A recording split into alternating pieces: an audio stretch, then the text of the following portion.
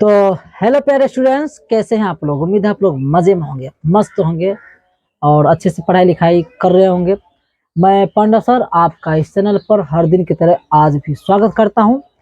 आज की इस वीडियो में हम लोग पढ़ने वाले हैं बिहार बोर्ड की क्लास 9th का मैथमेटिक्स में पहला चैप्टर, जिसका नाम है संख्या पद्धति। हालांकि इस चैप्टर का हम लोग 9 वीडियोज बना चुके हैं। आज का जो वीडियो है इस चैप्टर का 10वां वीडियो है। जो भी विद्यार्थी उस वीडियोज को नहीं देखे हैं, पहले आप उन्हें जाकर देख ले ताकि आपको अच्छी तरह से समझ में आ सके। एक छोटी सी जानकारी और दे दूं, आप जो इस वीडियो में जो भी मेरा लेक्चर देखते हैं, इसका पीडीएफ नोट्स हमारे टेलीग्राम चैनल पर अवेलेबल है। आप चाहो तो इस वीडियो की डिस्क्रिप्शन में हमारे टेलीग्राम चैनल के लिंक से डायरेक्ट ज्वाइन हो सकते हैं और पीडीएफ का लाभ ले सकते हो, वो भी मुफ्त में। तो चलिए आज की क्लास स्टार्ट करते हैं। पिछले वीडियो में हम लोग प्रश्नावली 1.5 के इन सभी सवालों को करा चुके हैं। आज का जो आपका होगा वो सवाल नंबर 2 होगा। वो 2 इस प्रकार से देख सकते हैं। चलिए सवाल है, कहते हैं निम्नलिखित व्यंजकों में से प्रत्येक व्यंजक को सरल कीजिए। तो सिंपल सी बात, आप लोग 7th 8th में पढ़े होंगे। इसको सीधा क्या करना है, सॉल्व करना है, कुछ नहीं है, बेसिक चीजें हैं।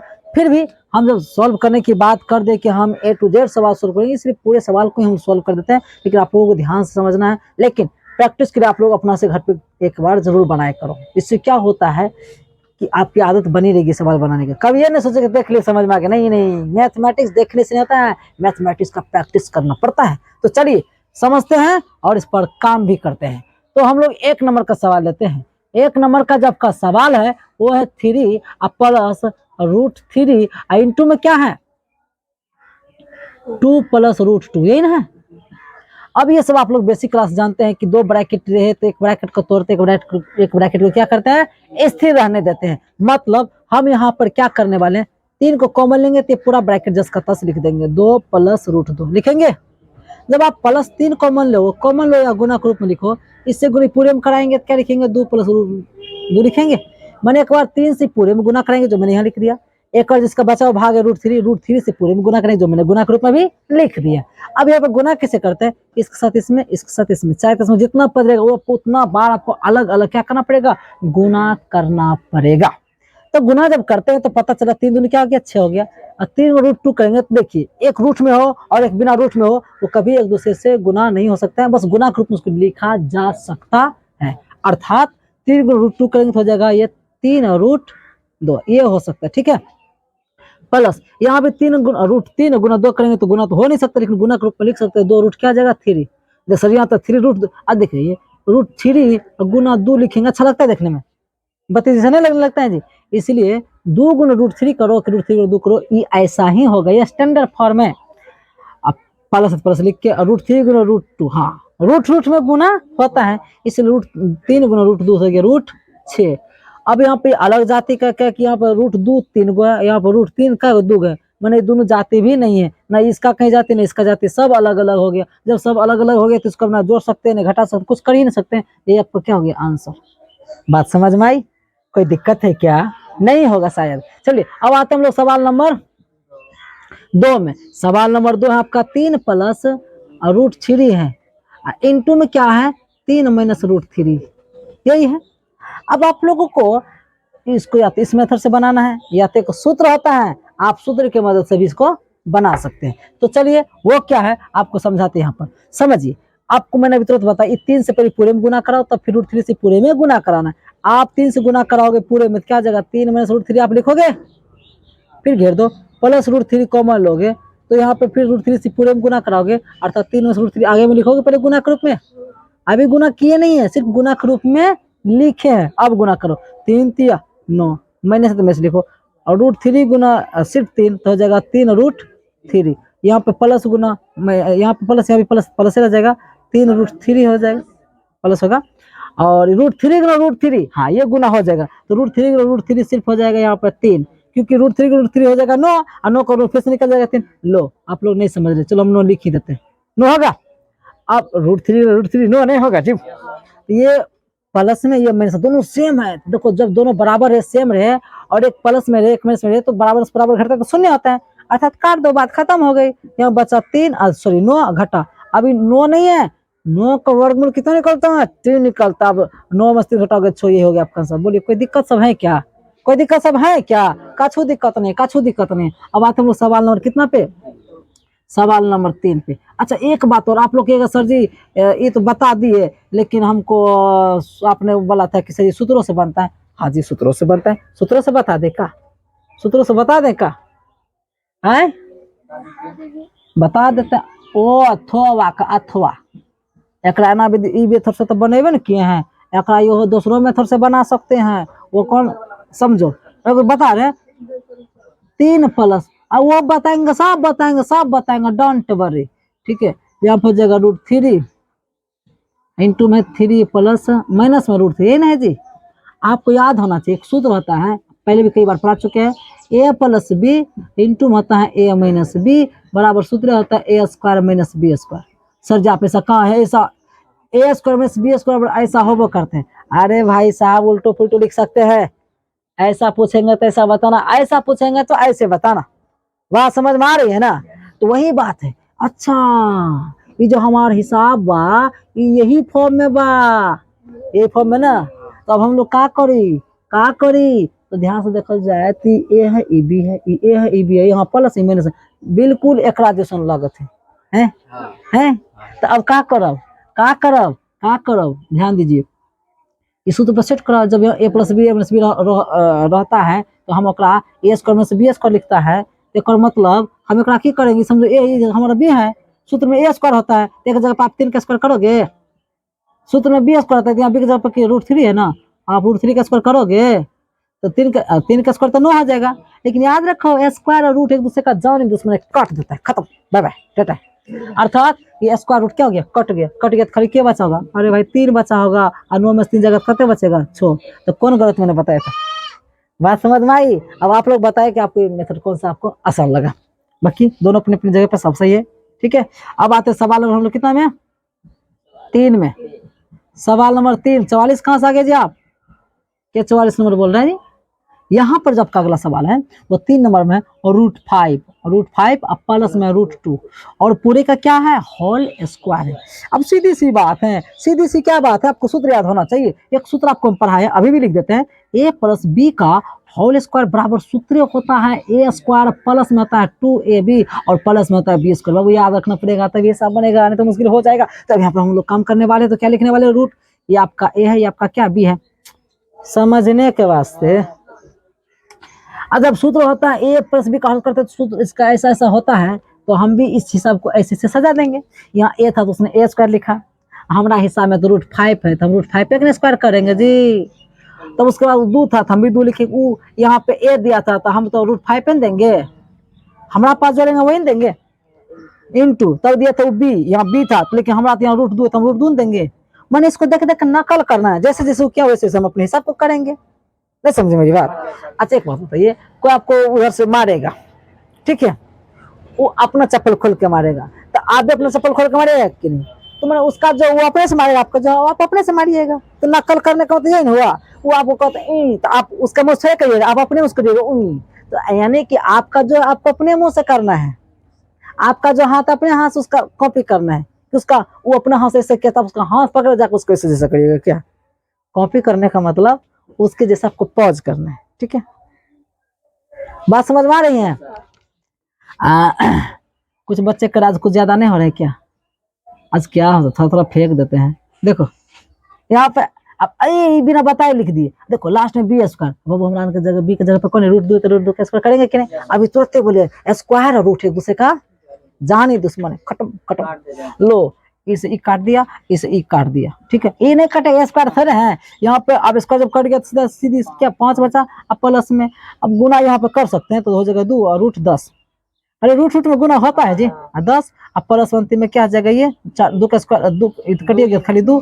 ये अच्छा लगने के लिए, अच्छा क्या लगेगा, थोड़ा सा जगह अभाव है तो हम इधर ले लेते हैं। तब 5 और 2 एक जाति का जुड़ जाएगा जी, ये जगह 7, अब प्लस में क्या हो जाएगा 2√10, ये ना होगा जी 2√10।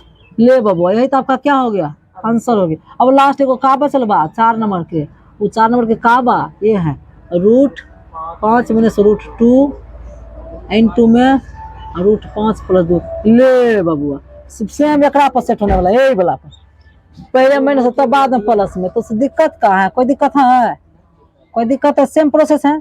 अब ऐसे सवाल आप लोग नहीं बनाइएगा तो कैसे होगा, आप लोग कमेंट बनाए, लेकिन नहीं बनाइएगा, हमको पता है हमें को बनाना पड़ेगा। बट देखो यहाँ पे क्या करेंगे, सूत्र वही होता है ए माइनस बी लिखो, के प्लस बी लिखो, आगे पीछे से कोई दिक्कत नहीं है। इसका सूत्र होता है क्या चीज, ए स्क्वायर माइनस बी स्क्वायर, ठीक है। तो सूत्र पे सेट करेंगे, सूत्र यहाँ एक जगह पे क्या √5 है तो √5 का स्क्वायर करेंगे, घटा बी स्क्वायर, बी का स्थान पर √2 है तो √2 का स्क्वायर करेंगे। अब देखिए रूट स्क्वायर कर जाएगा, ये भी कर जाएगा तो बचेगा 5, यहाँ बचेगा 2, 5 में से 2 गया तो बचा 3, ये होगा आपका आंसर। तो 2 नंबर का पूरा क्वेश्चन सोल्व, चाहे आप इसका शॉर्ट ले सकते हैं जल्दी से। देखिए आपका अगला प्रश्न है, हालांकि ये प्रश्न एग्जाम में नहीं आते हैं, नहीं आएंगे, लेकिन एक्सरसाइज में दे देते हैं तो थोड़ा बहुत समझ लेते हैं, कोई खास सवाल ये नहीं है। जो जो मुख्य सवाल उसको तो हम बताते ही जाते हैं, ठीक है। ये सवाल ऐसे दे दिए हैं, ये परीक्षा में नहीं पूछे जाएंगे। चलो फिर भी समझना है तो ये समझते हैं। यहाँ पे कहा जा रहा है, आपको याद होगा कि पाई को एक वृत्त की परिधि मान लीजिए सी और उसके व्यास जिसको डी सूचित करते हैं के अनुपात से परिभाषित किया गया। पाई बराबर सूत्र होता है डी/सी/डी, ऐसा हम लोग जानते हैं, अर्थात पाई बराबर सी/डी है। इस तथ्य का अंतर विरोध करता हुआ प्रतीत होता है कि पाई अपरिमेय है। इस अंतर विरोध का निकारण आप किस प्रकार करेंगे, माने इसका इलाज आप कैसे करेंगे, कैसे बताइएगा, ये कैसे होगे। कमाल की बात है कि भाई पाई एक तो अपरिमेय संख्या सबको पता है, यहाँ है ये पर्दी, यहाँ है ये व्यास, तो कुछ भी हो पर्दी हो और व्यास हो, दोनों बटे के रूप में लिखा गया है, तो जिससे बटे के रूप में लिख सकते तो हो गया परिमेय संख्या।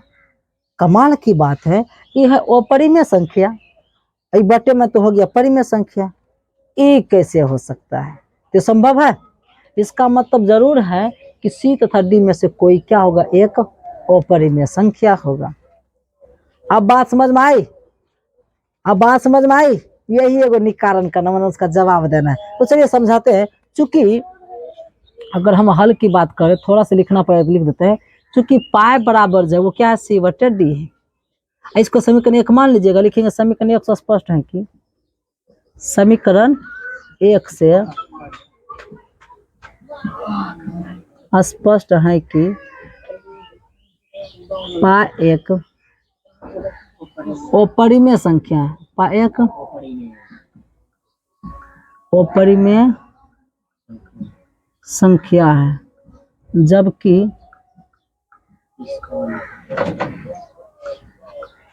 नहीं, समीकरण 1 से स्पष्ट है कि पाई को अपरिमेय संख्या है। इसका मतलब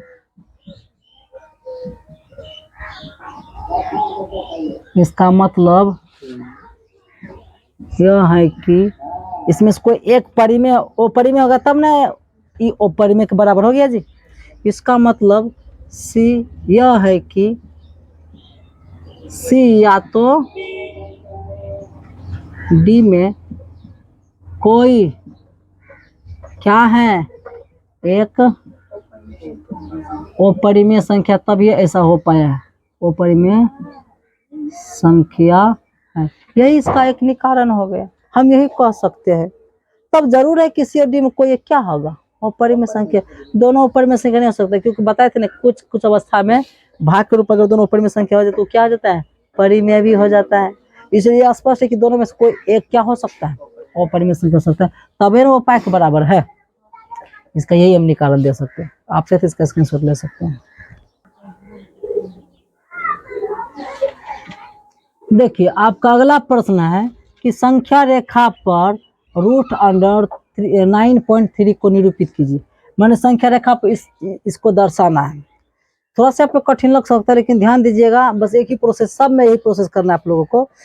संख्या रूट अंदर में जो भी आपको दिया हुआ रहेगा, 5, 10 या तो पॉइंट में दिया है, कुछ भी दिया रहेगा, उतना माप करके आप अपने कॉपी पर क्या कीजिए, स्केल की मदद से रेखाखंड खींच लीजिएगा। तो आप क्या करिएगा कि मान लीजिए आपने स्केल में मापा होगा, यहाँ से यहाँ तक मापा, तो ये जो दूरी है, समझो मेरी बात,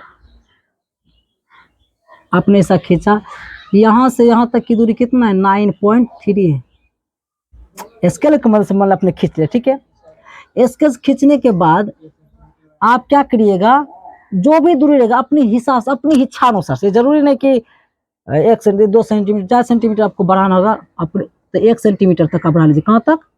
तो इसका नाम आप ए रख दीजिए, इसका नाम आप बी रख दीजिए, और बी से आप अपने हिसाब से 1 सेंटीमीटर तक, अपने 1 सेंटीमीटर ने को 1 इकाई, कुछ जितना भी सा उसका 1 हिस्सा इधर क्या किया आप अपने हिसाब से बढ़ा दिए। ठीक है, यहाँ कितना है 1 इकाई आपने क्या किया, इकाई इसलिए बोल रहे हैं, इकाई बताते हैं कि ना सेंटीमीटर है ना मीटर में, सीधा क्या कोई भी हो सकता है, सेंटीमीटर हो या मीटर में हो, वो निर्भर करता है मात्रक पर, समझ गए ना। तो मैंने 1 इकाई तक काटा जिसका नाम सी रख दिया, मैंने बी से सी तक बढ़ाया, कहाँ 1 इकाई, कितना बढ़ाया 1 इकाई। अब इतना को जो काम किए तो हमको संख्या रेखा पर √9.3 को दर्शाना है, तो लिखेंगे यहाँ पर इसको, जो हम लोग हल करने जा रहे हैं, तो हल में जानते हैं क्या क्या लिखने वाले हैं। लिखेंगे सबसे पहले कि संख्या रेखा पर, मान लो यहाँ से यहाँ तक संख्या रेखा थी, ठीक है, संख्या रेखा पर 3.9 इकाई की, इकाई जब सेंटीमीटर का सेंटीमीटर लिखे कुछ नहीं देता, अपना मर्जी से क्या लगा देना इकाई। संख्या रेखा पर 9.3 इकाई की 3.9.3 इकाई की एक ए बी का एक ए बी एक रेखाखंड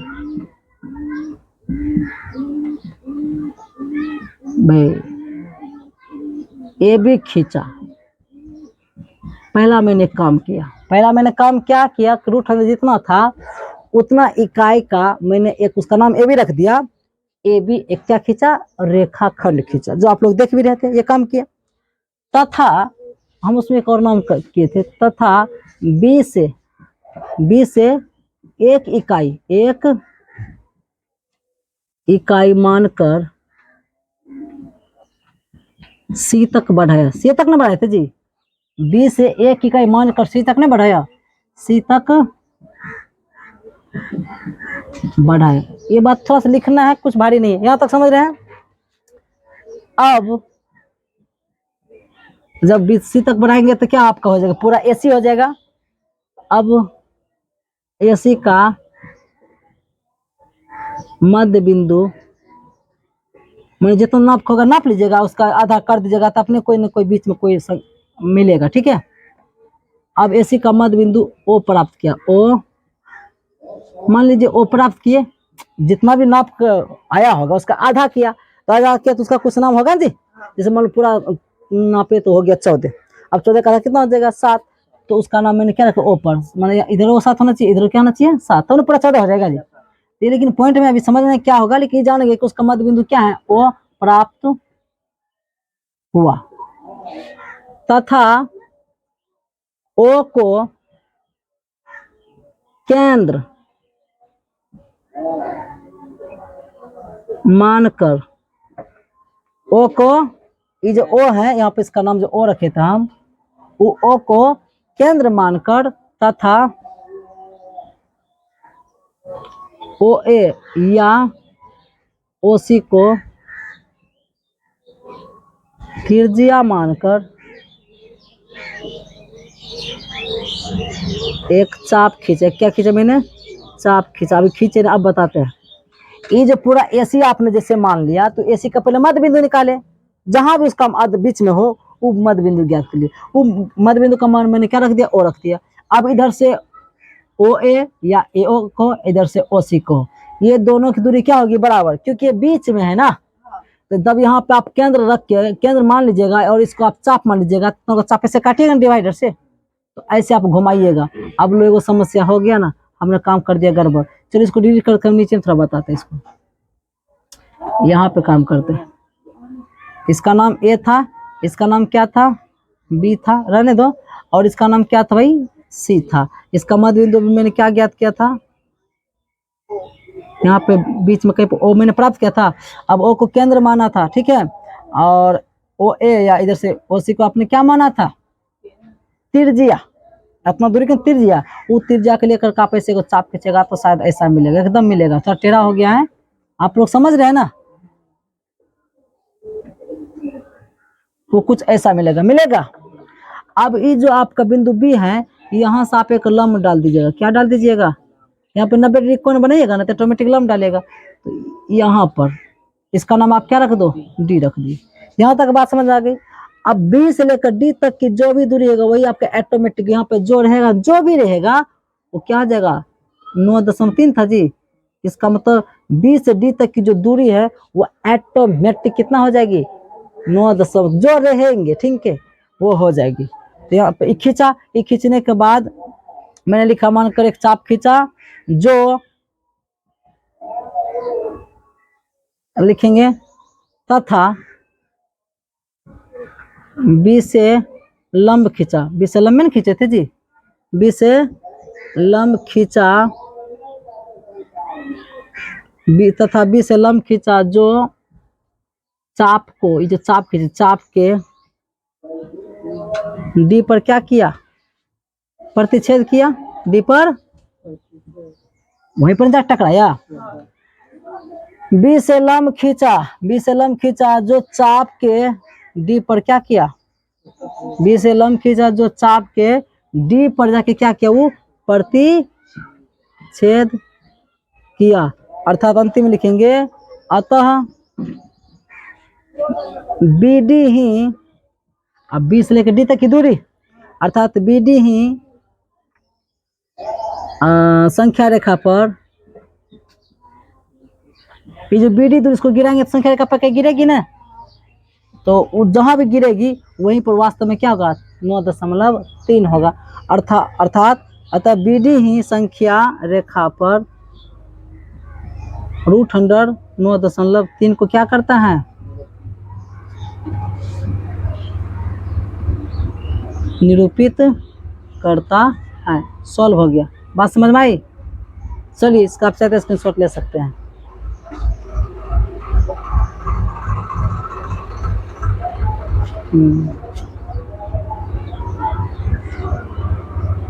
वीडियो नहीं रुक रहा है, वीडियो रुक करने बस।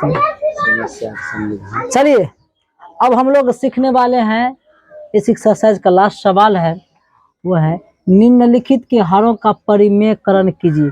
ये जो सवाल दिए गए सबका क्या करना है? हरों का परिमेयकरण करना है। आपको एक छोटी सी जानकारी दे दूं, ये जो कोई चीज ऊपर लिखा है इसको हम लोग क्या कहते हैं? ऊपर वाला को अंश कहते हैं, क्या कहते हैं? और नीचे वाला को क्या कहते हैं? हम लोग हर कहते हैं। तो जो नीचे में उसी से ऊपर नीचे क्या करना है? गुना कराना है। हर का परिमेयकरण करने के बाद जो नीचे है उसी से उसके ऊपर और नीचे क्या करना है? गुना करना। हाँ कुछ रूल है, अगर यहाँ माइनस में तो प्लस ऊपर नीचे गुना करेंगे, प्लस बना करके। अब पहले से अगर प्लस मिलेगा तो माइनस ऊपर नीचे गुना कराना है। अब इसमें ऐसा कुछ नहीं तो सीधे उसमें क्या करना? ऊपर नीचे गुना करना है। अभी आप कुछ नहीं समझे होंगे। चलिए अब हम समझाते हैं। हम 1 नंबर का सवाल लेते हैं। कितने नंबर का सवाल लेते हैं? 1 नंबर का। 1 नंबर का सवाल आपका है 1/√7। कितना? √7 लिखेंगे। हर का परिमेयकरण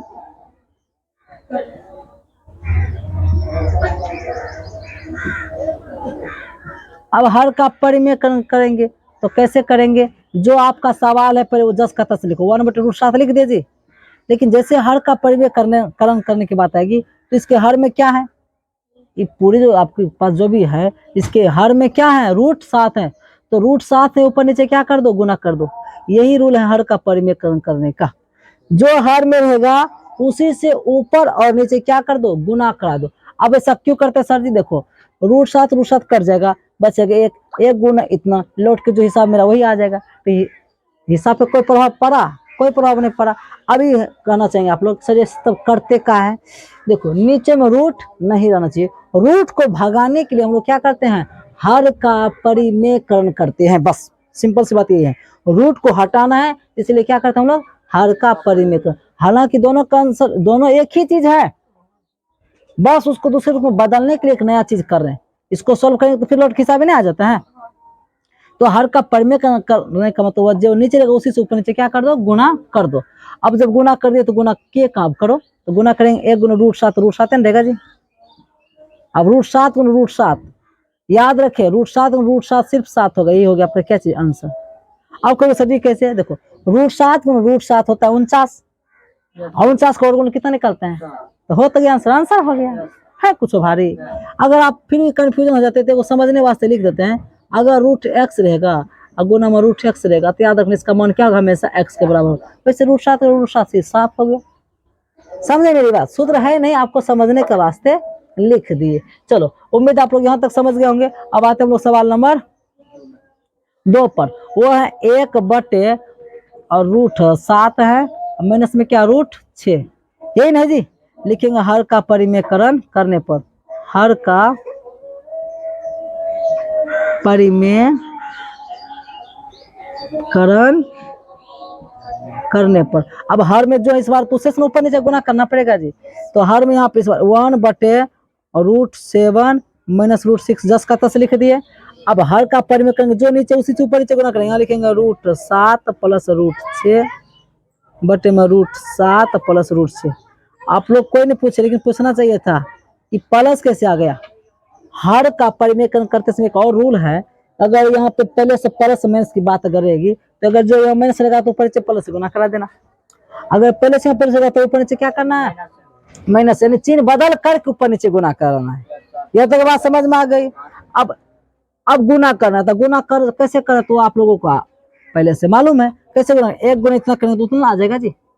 एक गुना ऊपर ऊपर नीचे नीचे गुना करेंगे ना, एक गुना इतना करेंगे तो उतना ही आ जाएगा।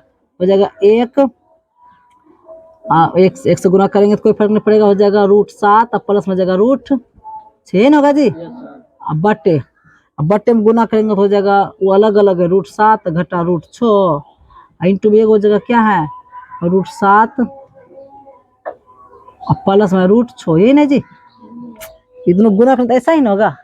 अब आप लोगों को एक चीज याद होना चाहिए, a माइनस बी, अभी तुरंत बताए थे, a प्लस बी बराबर सूत्र होता है a² माइनस b²। ये सूत्र होता है। जब ये सूत्र होता है तो सूत्र का प्रयोग अभी जस्ट यहाँ पे होने वाला है। जो यहाँ है वही इसमें भी है, इसमें a माइनस बी है, इसमें a प्लस बी है, दोनों सेम है ना, मैंने इस सूत्र पर सेट हो गया। अब जब सूत्र पर सेट हो गया तो रूट 7 प्लस रूट 6 ऊपर वाला 10 का 10 लिख देंगे बटे। अब सूत्र पर सेट करो, सूत्र होता है a², हमारा एक जगह पे क्या रूट 7 है जी, तो रूट 7 का स्क्वायर करेंगे। बी का स्थान पे क्या रूट 6 है तो रूट 6 का स्क्वायर करेंगे। और रूट 7 प्लस रूट 6 10 का 10 उतर जाएगा नीचे में, स्क्वायर रूट क्या करता है तो बताए थे ना आप लोगों को। यहाँ जगह 7 घटा हो जाएगा, ये जहाँ भी कटेगा तो हो जाएगा 6, तो हो जाएगा रूट 7 प्लस रूट 6 बटे में 7 में से 6 जाएगा तो 1 बचेगा, नीचे में कमान नहीं होता था। आपका आंसर हो गया क्या 7 प्लस रूट 6। उम्मीद है आप लोग हर का परिमेयकरण करने के लिए सीख गए। इसका उपयोग 10th क्लास में भी है, बड़े काम की चीजें। फिर नहीं सुनो, अब है आगे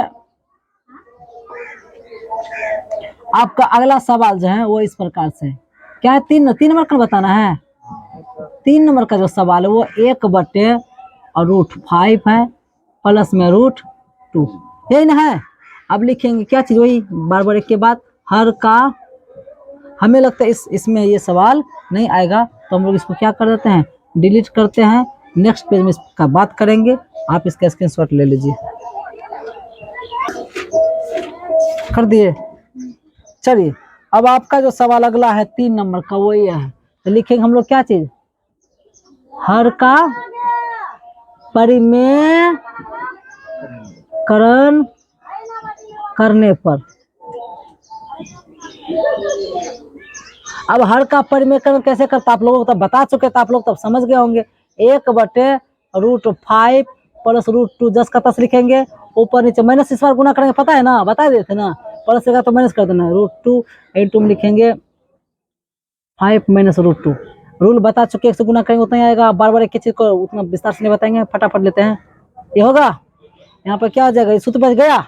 अब सूत्र बार बार लिखने की कोई जरूरत नहीं है। 5 का स्क्वायर करेंगे घटा रूट 2 का स्क्वायर करेंगे तो पता चला रूट 5 माइनस हो गया रूट 2, अब बटे में 5 ये स्क्वायर कट गया तो बचा यहाँ पे 5, घटा में यहाँ पे ये कट गया तो बचा होगा 2। तो पता चला आपका जो फाइनल आंसर है वो क्या हो गया आपका रूट 5 घटा रूट 2 बटे में 3, ये आपका क्या हो गया आंसर। चलो ये तो साइड का चीज है, यहाँ तक बात समझ में आई। अब देखिए हम लोग सवाल नंबर 4 में आते हैं। सवाल नंबर 4 क्या है, रोकिए थोड़ा, सवाल नंबर 4 रोकिए।